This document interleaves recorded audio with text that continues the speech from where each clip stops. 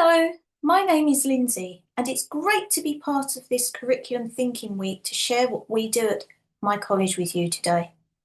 I'm a psychology teacher at Westminster Tutors Independent Sixth Form College, and I'm going to talk to you about the impact that we've seen from using the content and language integrated learning CLIL approach as an adaptive teaching strategy. This talk will focus on what the CLIL approach is, how I have used it in my lessons, how it has made a difference to my students. Before I begin, what do you already know about CLIL or other adaptive teaching strategies for EAL learners?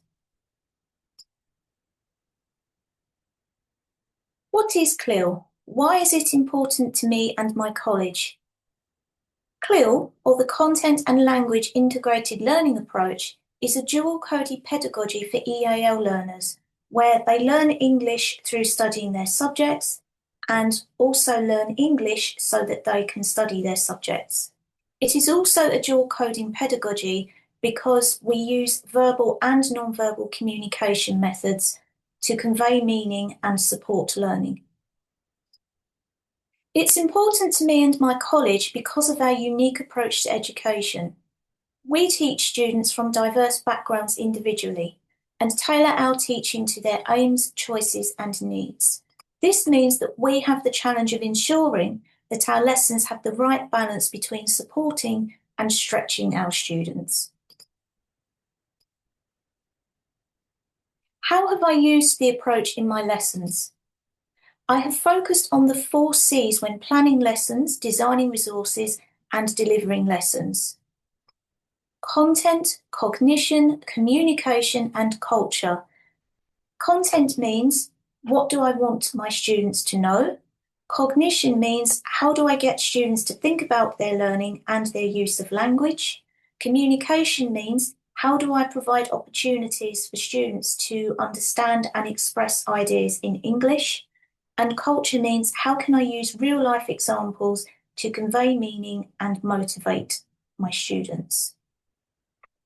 There are 2 types of communication: content-compatible learning or functional English are the words, phrases, and grammatical structures that students need to understand their lessons in the first place.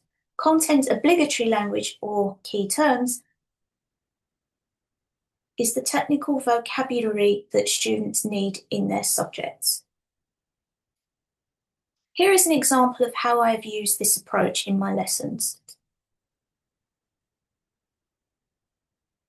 This is a practical research methods activity. As you can see, I gave my students some brightly coloured sweets. If a student has allergies, you can use other brightly coloured objects, and asked the students to use the sweets to produce different types of data and to justify her reasoning as she did so. This is an extract from the first part of the lesson. In terms of the 4 C's, the content was data analysis, specifically types of quantitative data. Cognition was the process of getting the students to use the sweets to produce the different types of data, to think about what she was doing and the reasons why she was producing different types of data. Also, the instructions that I gave to her were created using Bloom's taxonomy. In terms of communication, the content-compatible language would include words such as count, because if the student didn't know the word count in English, she would not be able to complete the tasks. And in terms of content-obligatory language, words such as nominal would be one of the key terms that she needs to know. In terms of culture, I used well-known brands of sweets.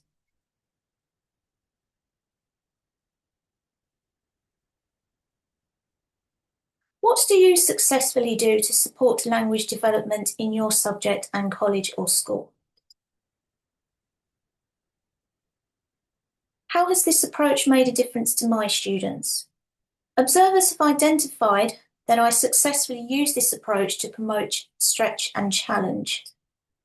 Students have fed back to me in weekly post-lesson conversations that not only do they enjoy completing activities based upon this approach, but they feel that the activities have helped them to better understand the specification and write more effective answers to exam questions.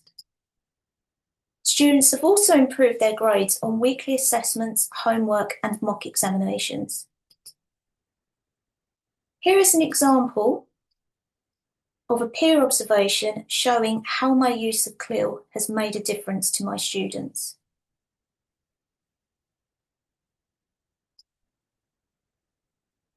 And here is an example of 2 pieces of work showing how CLIL has made a difference to the learning outcomes of my students. On the left, you can see the students' marks for the December mock exam. On the right, you can see the students' marks for the March mock exam. There is a 2-grade jump. This is impressive, as the March mock exam paper included more challenging questions.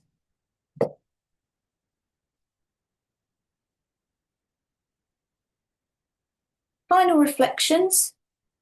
I have learned from where CLIL works well for us that this is also an effective adaptive teaching strategy for those with other speech, language, communication and learning needs.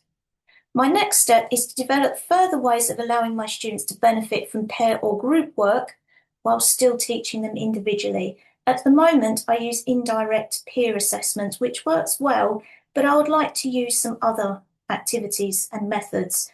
If any of you already successfully do this or have other ideas or suggestions, please let me know. I would love to hear from you. If you want to use this approach, and I strongly recommend that you do, my advice is to think holistically, i.e., what are you doing as a whole, and to think about how you can enhance what you are already doing rather than thinking of ways to include CLIL as an add-on. Which CLIL strategies will you now use in your class and or school or college?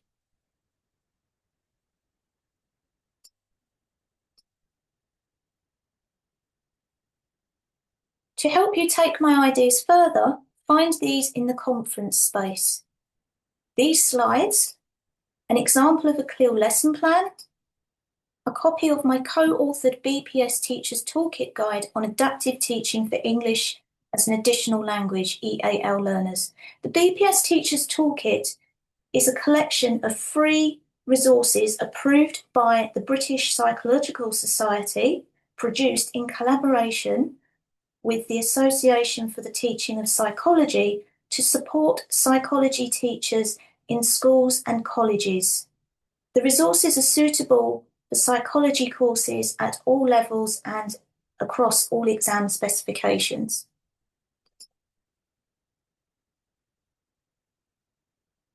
The ideas I have shared are built on my Teaching EAL Psychology article in the October 2017 issue of the ATP Today magazine and the International House London Teaching CLIL course.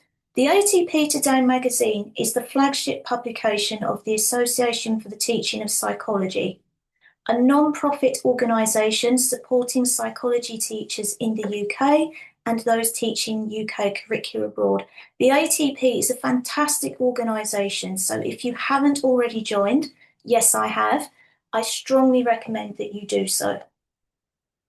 My article is an account of my experience as a student on the 2017 Teaching CLIL course at International House London. I also recommend that you enrol on this course if you can, because it is one of the most valuable forms of CPD that I have ever come across.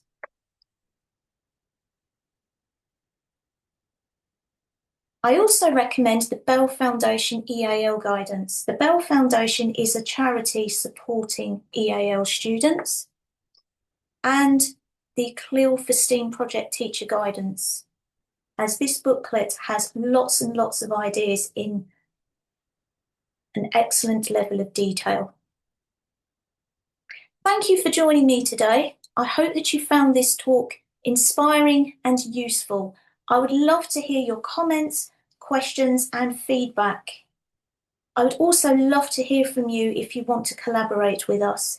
Enjoy the rest of Thinking Curriculum Week. Goodbye.